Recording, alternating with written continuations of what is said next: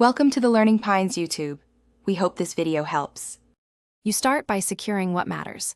Make a full backup of your current theme and widget settings so you can revert if needed.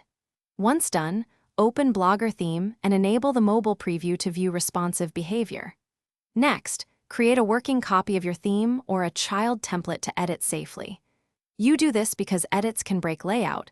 Working on a copy keeps your live site intact while you test changes step by step. Now implement the core responsive mechanics. First, add the meta viewport tag to the head so devices scale correctly. Then replace fixed pixel widths with percentages and max widths, and switch grids to flexible units.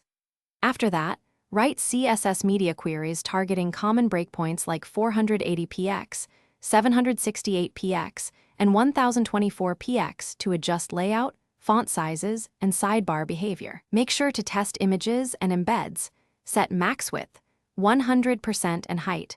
Auto media scales finish by rigorously testing across real phones, tablets, and the Chrome DevTools device simulator to catch issues that emulators miss.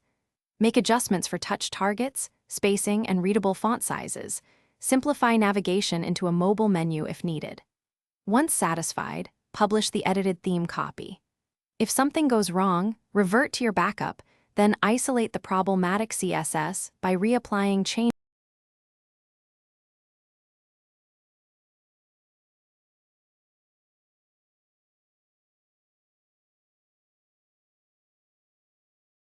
Thanks for watching. Consider subscribing if we helped you.